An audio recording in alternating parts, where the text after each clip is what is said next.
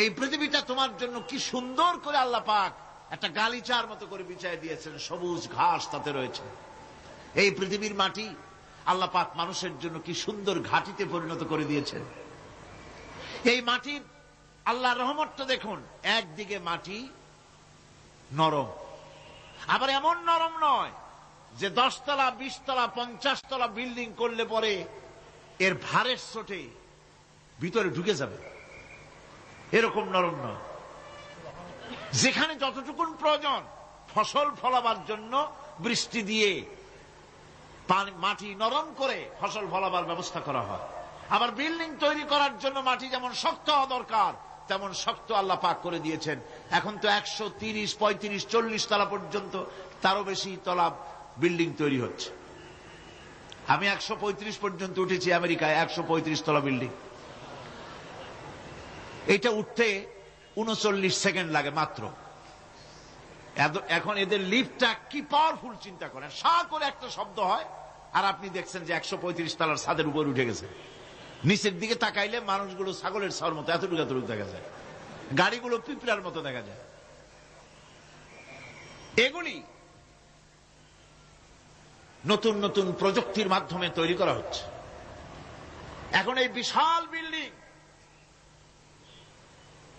এত ওজন, এই ওজন ধারণ করার জন্য মাটিকে আল্লাহ পাক ভারসাম্য, শক্তির ভারসাম্য দান করেছেন। এটাকে আল্লাহ পাক নরমও করেছেন আবার শক্তও করেছেন। এই মাটি, এই পৃথিবী আমাদের জন্য বিশাল এক নিয়ামত আল্লাহ পাক করে দিয়েছেন, ফসল ফলাবার জন্য, চলাফেরার জন্য। আবার এই মাটি যেন আপনাকে নিয়ে নড়াচড়া করতে না পারে। মাঝে মাঝে ভূমিকম্প হয় না? পৃথিবীতে ভূমিকম্প জোন যেগুলি আছে সেগুলি হচ্ছে Japan, China, turkey, Iran, America, এরকম বিভিন্ন দেশে ভূমিকম্পের জোন, এগুলি ভূমিকম্প এলাকা। আমাদের এসব দেশে ভূমিকম্প কম হয়, তবে ইদানিং একটু একটু শুরু হয়েছে। আল্লাহ যেন এই ভূমিকম্পের গজব থেকে আমাদেরকে বাঁচান। এত আস্তে আমিন বললেন কেন? আল্লাহ পাক কি প্রচন্ড ক্ষমতার মালিক। তিনি রহমত করে এ জমিনকে সুন্দর স্থিতি স্থাপক, একটা স্থিতিশীলতা করে দিয়েছেন। এই পৃথিবী যেন আমাদের নিয়ে নড়াচড়া করতে না পারে সেজন্য আল্লাহ পাক পাহাড় সৃষ্টি করেছেন। চট্টগ্রামে পাহাড় আছে না? রাঙামাটি, খাগড়াছড়ি, বান্দরবান পাহাড় আছে না? আচ্ছা, লোকেরা এই পাহাড়ের উপকারিতা বোঝে না, সমানে পাহাড় কাটে। যারা পাহাড় কাটেন তারা আত্মঘাতী কাজ করেন, তারা পৃথিবীর মানুষের ক্ষতি করেন। পাহাড় আল্লাহ পাক তৈরি করেছেন। আল্লাহ কোন জিনিস খেলতামাশার জন্য তৈরি করেন নাই। গতকাল এই আয়াতটি আমি পড়েছিলাম,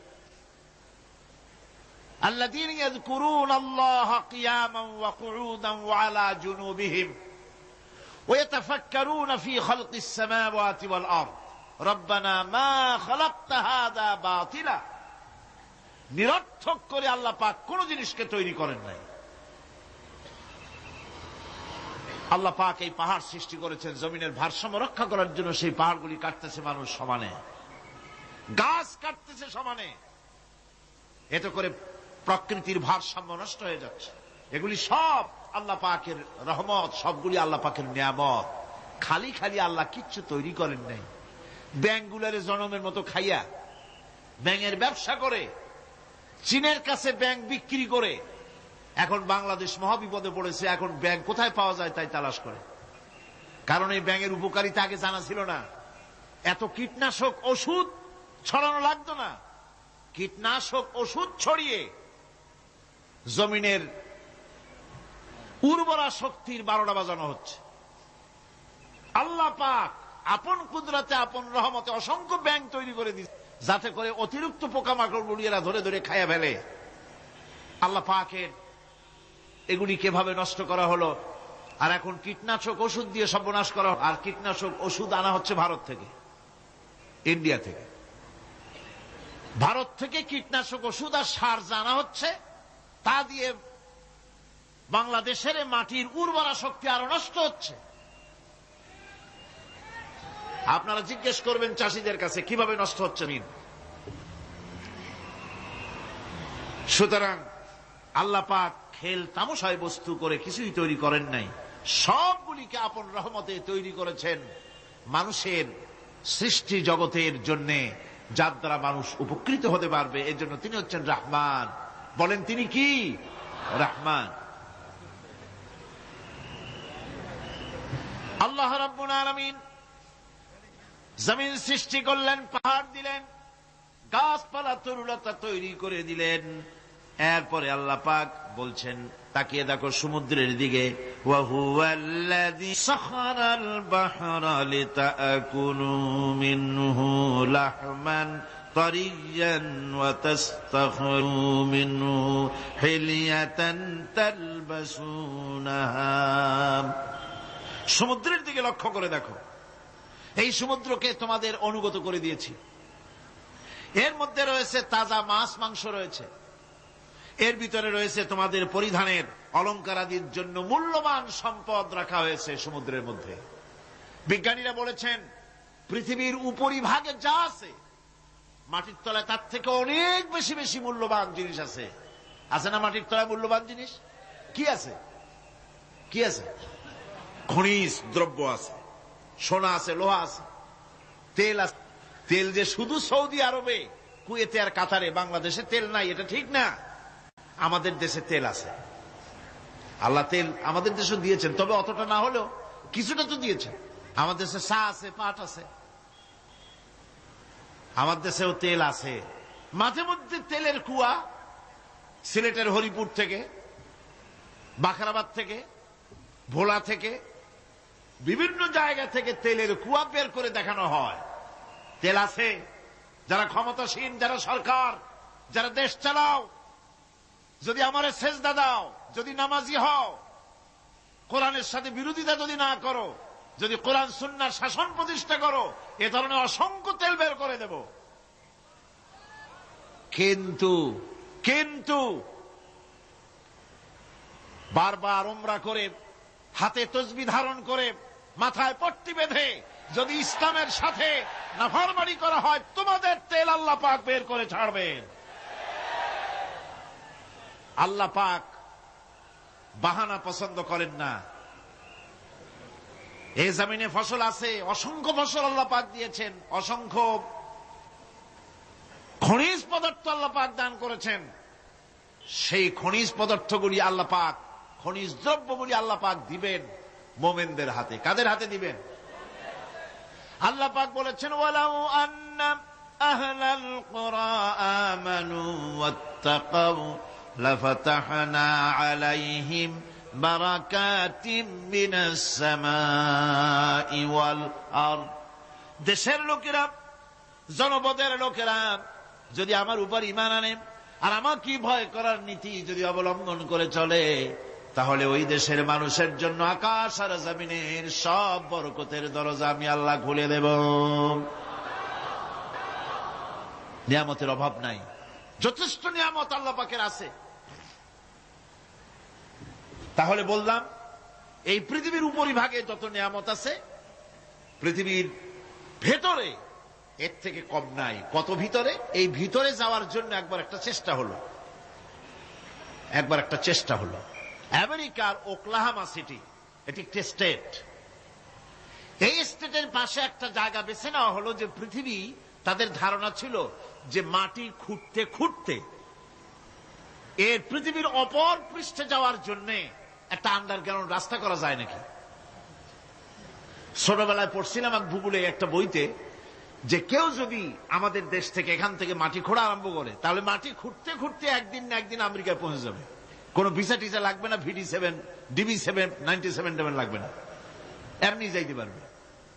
মানুষেরা চেষ্টা করলো মাটি খোঁড়া। মাটি খুঁড়তে খুঁড়তে পৃথিবীতে এটাই ছিল প্রথম এই দুঃসাহসিক পরিকল্পনা। 6000 ফিট পর্যন্ত মাটি খনন করার পর কোন কুল কিনারা করতে না পেরে তারা এই দুঃসাহসিক পরিকল্পনা ছেড়ে দিল। কিন্তু গবেষণার শেষ হয়নি। যারা গবেষণা করেছেন তারা গবেষণালব্ধ, তাদের অভিজ্ঞতা তারা লিখেছেন যে পৃথিবীর অন্তত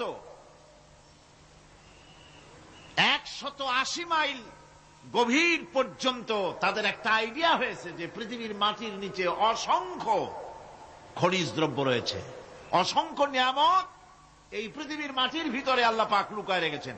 ওর তলায় কি আছে বিজ্ঞানীদের মাথায় এখনো ঢোকে নাই।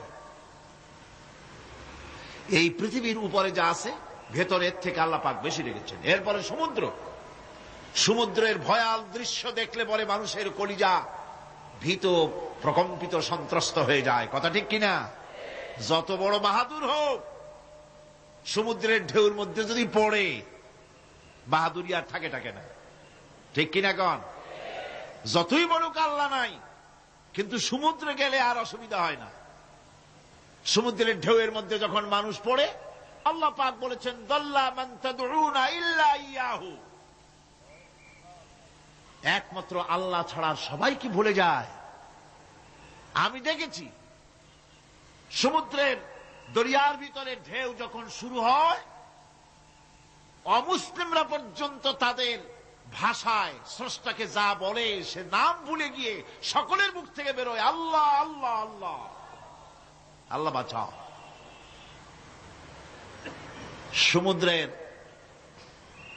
সমুদ্র বিরাট রহস্য, একটি বিরাট রহস্য। বারমুদা ট্রায়াঙ্গলের কথা আপনারা শুনেছেন। বারমুদা ট্রায়াঙ্গলটা কি, এটা এখনো বিজ্ঞানের কাছে স্পষ্ট হয়নি।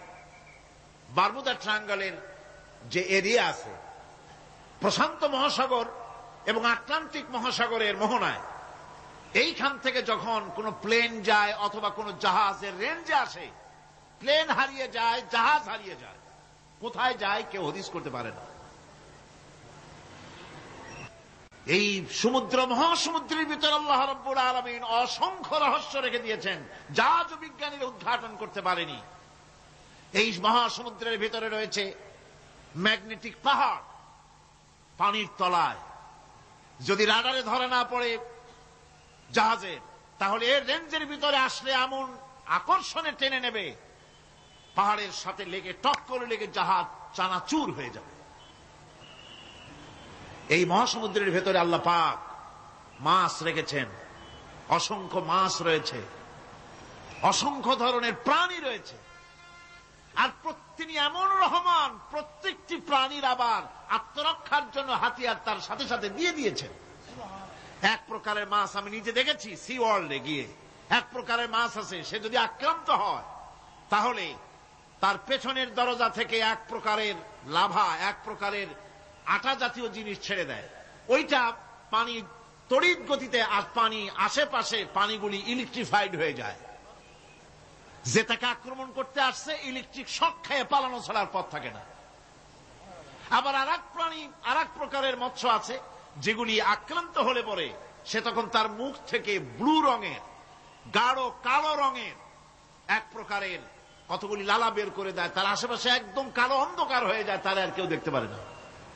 এভাবে করে প্রত্যেককেই আত্মরক্ষার জন্য আল্লাহ পাক হাতিয়ার দিয়ে দিয়েছেন। সুবহানাল্লাহ। সেই সমুদ্রের ভেতরে এই ধরনের মৎস্যরাজি, বিরাট বিরাট প্রকাণ্ড প্রকাণ্ড প্রাণী আল্লাহ পাক সেখানে রেখেছেন।